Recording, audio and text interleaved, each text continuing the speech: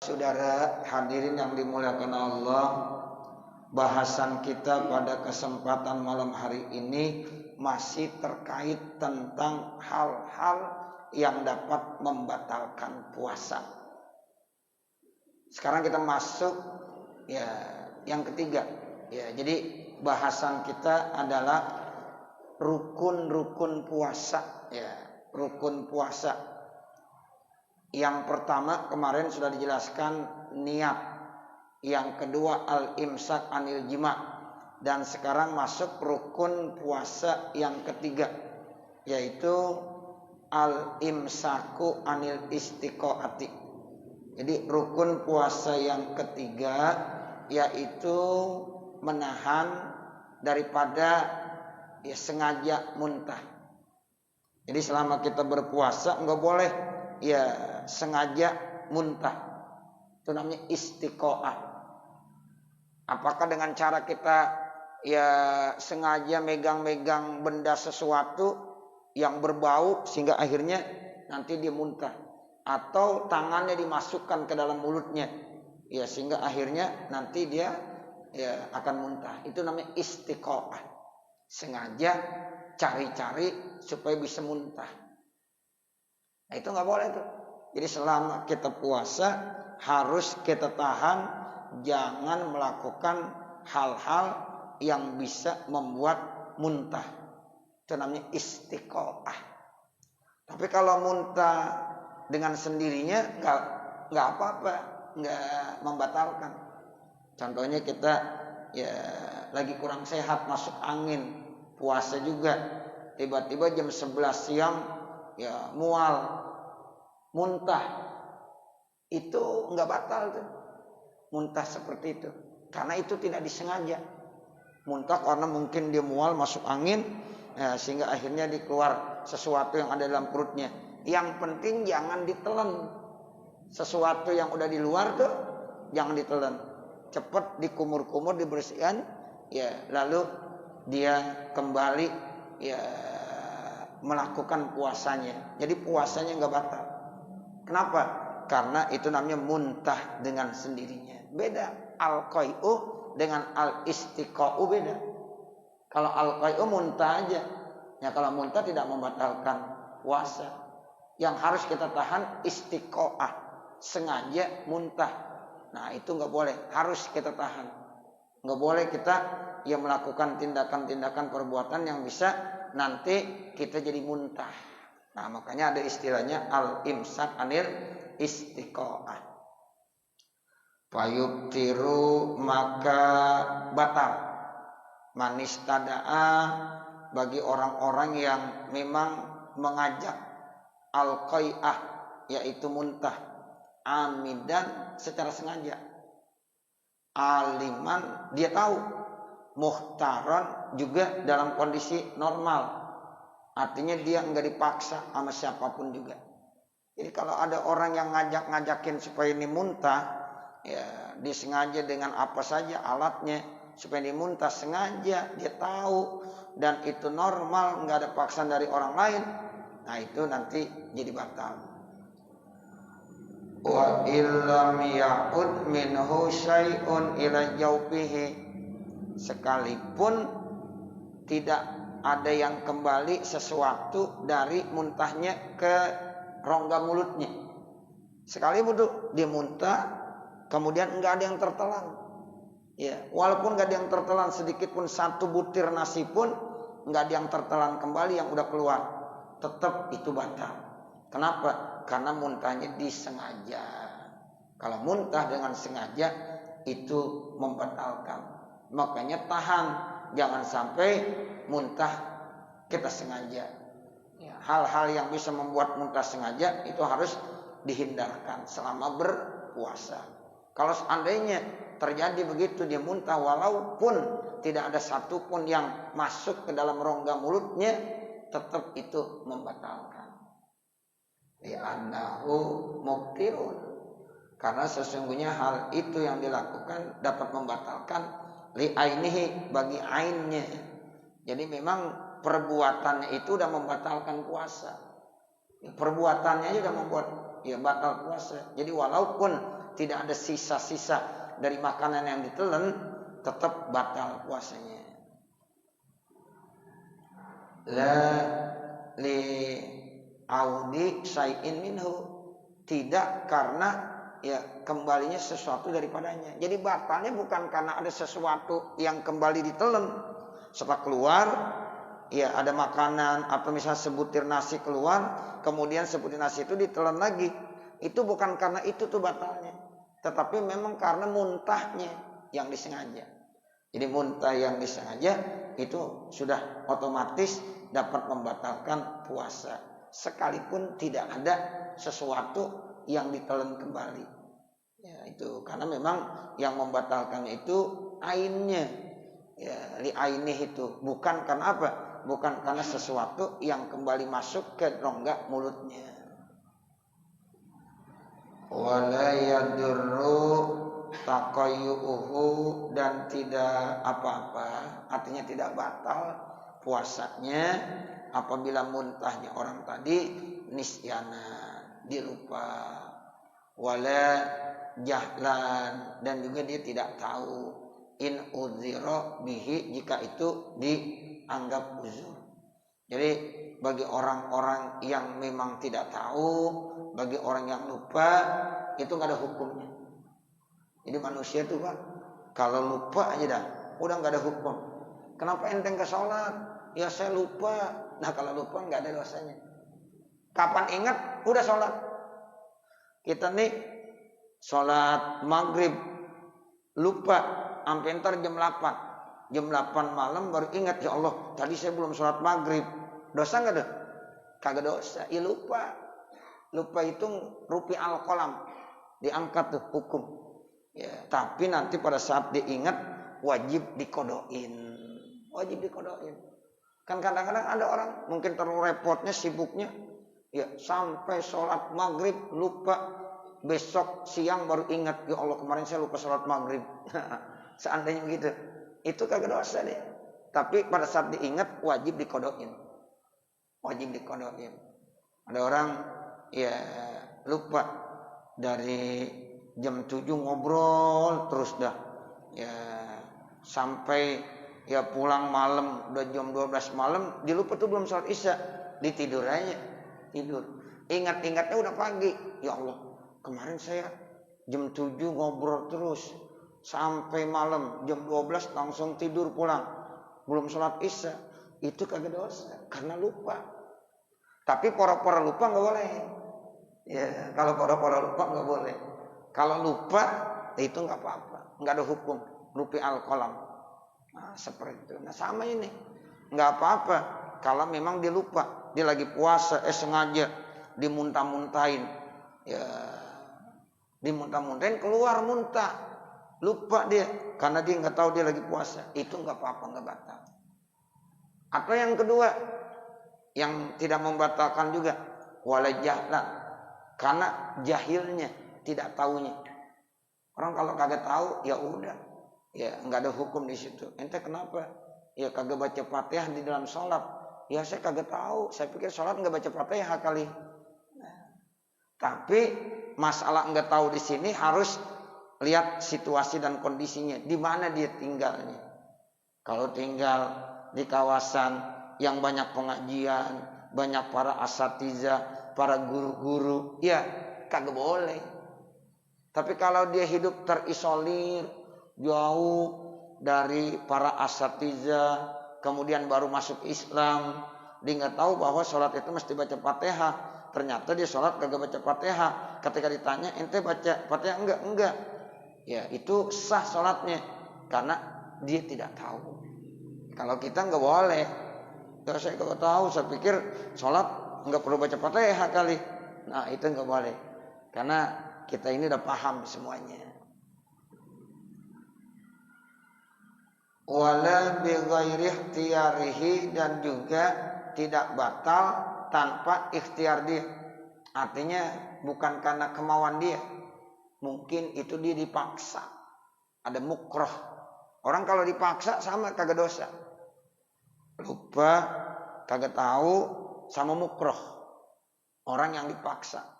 Ya, orang yang dipaksa itu ya kagak ada hukum di situ.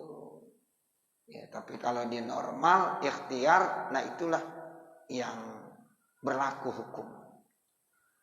Lima sahha min qaulihi sallallahu alaihi wasallam, karena ada hadis sahih dari sabda Nabi Muhammad sallallahu alaihi wasallam, man zara'ahul qai'u ay ghalabahu wa huwa sha'imun falaisa alai qada'un.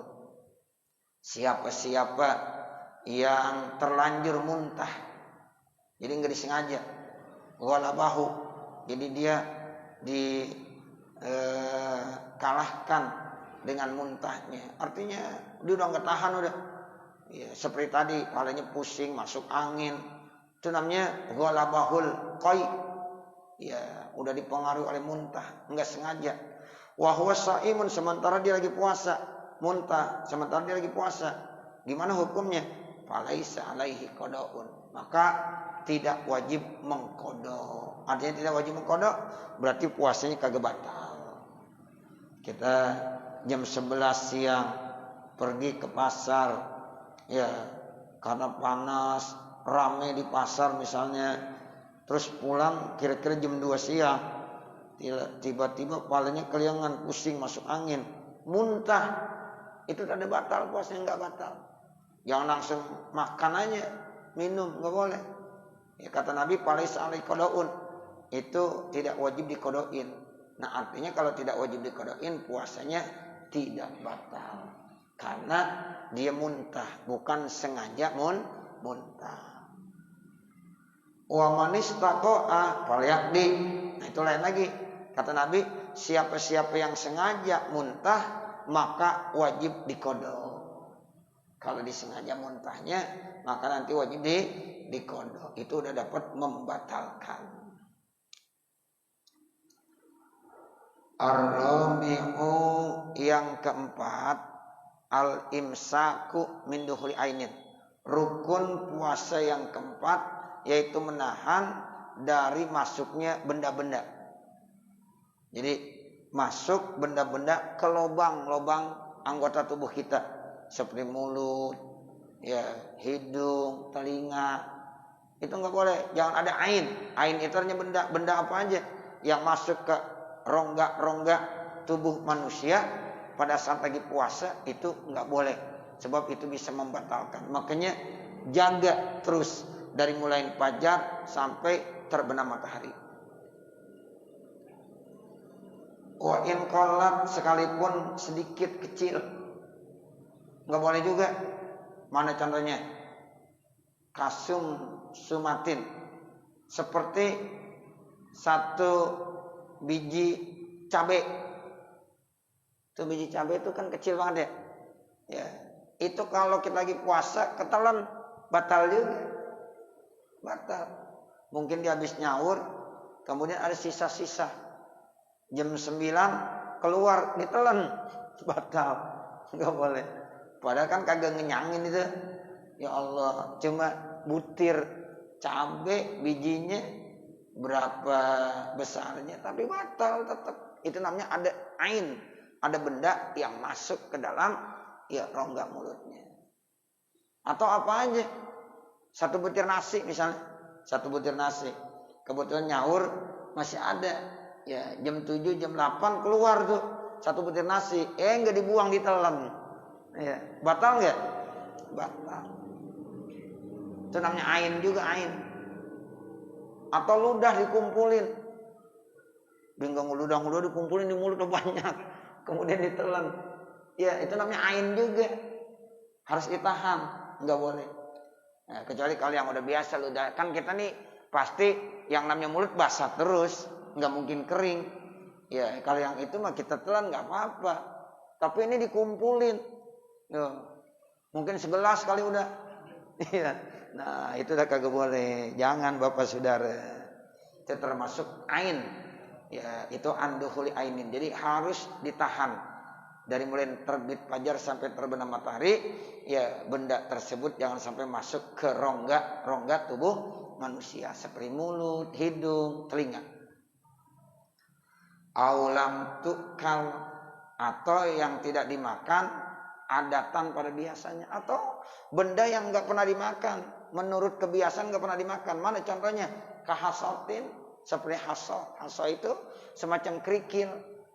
Kerikil siapa yang makan kerikil? Ya, sekarang ketelan kerikil yang kecil gitu kali. Ya, itu yang nggak biasa dimakan. Lalu itu masuk ke rongga, ya lubang anggota tubuh manusia. Ya sama. Batal. Minaz zahir, daripada yang zahir. Fi manfazin maftuhin, pada lubang yang terbuka. Ma'a ta'ammudi dukhuliha, bersama sengaja dimasukkannya. Termasuk begini Bapak Saudara. Orang lagi puasa. Kemudian dia BAB. Nah di BAB itu di siang hari. Kemudian waktu dia istinja, waktu dia mencuci najisnya, ada jari tangannya yang masuk ke lubang duburnya. Itu batal juga. Jadi kalau ada jarinya masuk ke lubang duburnya pada saat dia lagi istinja, sementara dia lagi puasa, batal. Ya. Makanya ada yang ngajarin kalau lagi puasa siang hari, di kebetulan BAB, itu jangan pakai satu jari.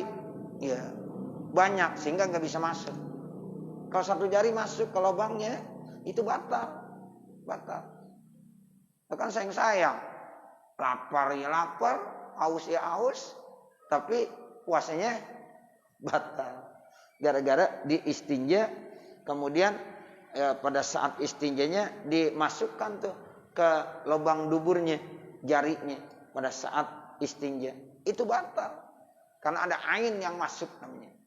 Ya, jadi dukhulu ain. Ya, masuknya tuh benda tersebut ke bagian manfaz lubang ya yang terbuka. Tuh seperti itu. Iya, termasuk. Ya, orang perempuan tuh juga hati-hati. Ya, jadi ketika dia istinja jangan sampai ya jari-jarinya masuk ke bagian-bagian ya baik kubul maupun duburnya. Ya, seperti itu.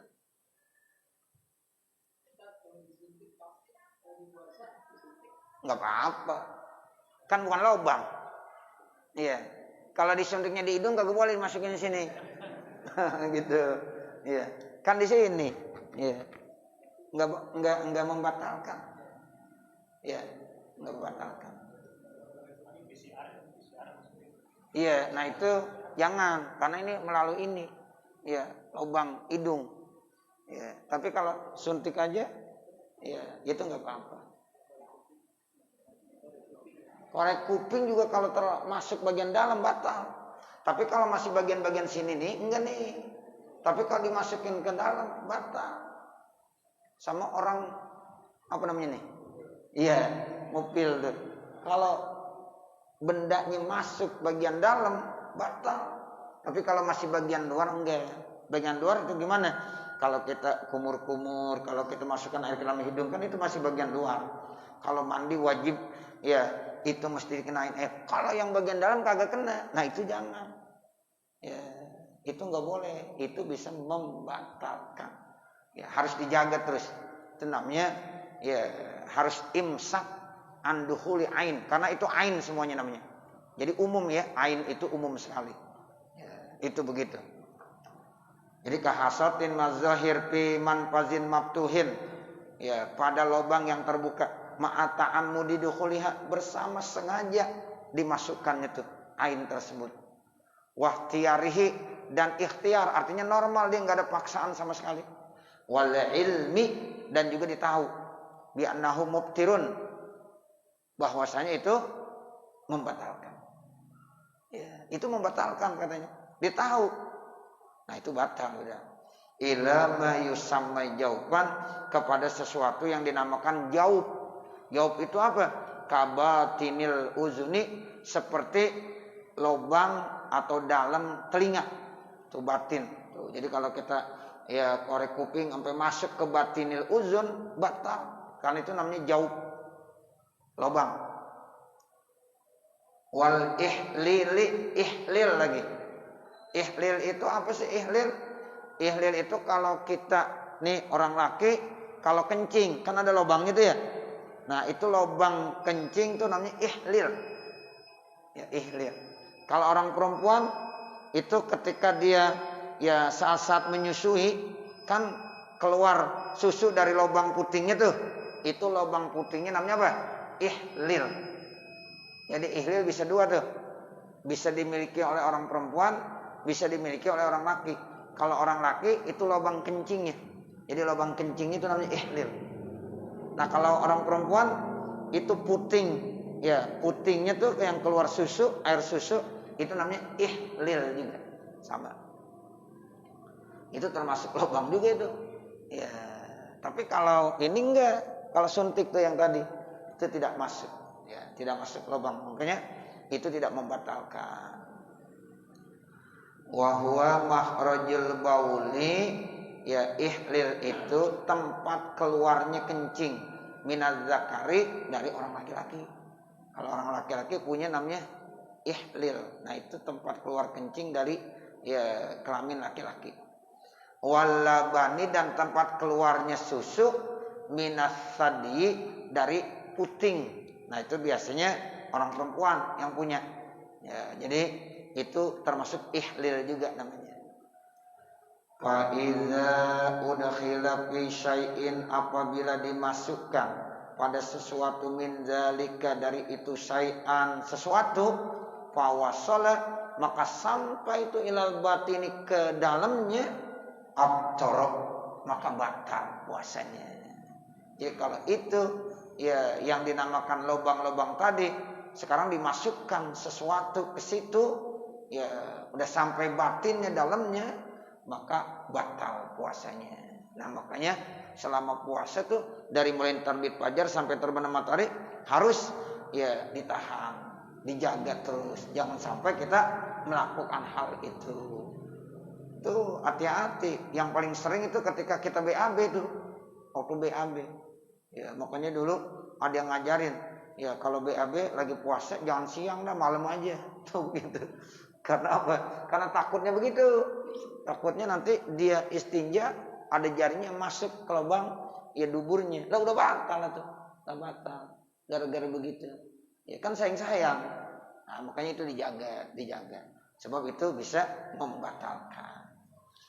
Sampai sini dulu Bapak Saudara, nanti baru wa in kana layan pazu dan seterusnya. Mudah-mudahan apa yang kita baca ada manfaatnya. Amin ya rabbal alamin. Wa sallallahu ala sayyidina Muhammadin wa ala alihi wa sahbihi wa sallam.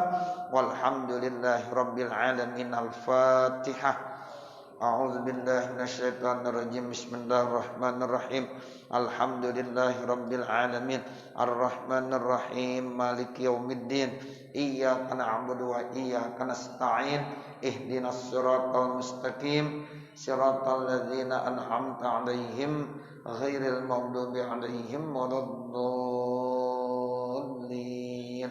Rabbil firli wa liwalidayya. Amin. Bismillahirrahmanirrahim. Alhamdulillahi rabbil alamin. Hamdan yuwafi ni'amahu wa yukafi mazidah. Ya Rabbana lakal hamdu wa lakas syukru kama yanbaghi li jalali wajhikal karim wa li 'azimi sultanik. Allahumma salli ala sayyidina Muhammad wa ala ali sayyidina Muhammad. Allahumma ighfir lana dhunubana wa li walidina wa li masyayikhina wa li muallimina wa liman lahu haqqun alaina wa liman ahabba wa ahsana ilaina wa lil hadirina wa likaffatil muslimina ajma'in. Allahumma anfa'na bima 'allamtana wa 'allimna ma jahilna wa 'allimna ma yanfa'una wa zidna 'uluman nafi'ah. Allahumma iftah lana hikmatak wa ansur 'alaina rahmatak ya dzal jalali wal ikram. Li khamsatun udfi biha harral waba'il hatimah al mustafa wal murtada wa ibnahuma wa Fatimah. Ya muhaiminu ya salam sallimna wal muslimin bin nabi khairil anam wa bi ummil mu'minin. Rabbana atina fid dunya hasanah wa fil akhirati hasanah wa qina adzabannar. Wa sallallahu ala sayyidina Muhammadin wa ala alihi wa sahbihi wa sallam. Walhamdulillahi rabbil alamin. Wassalamualaikum warahmatullahi wabarakatuh.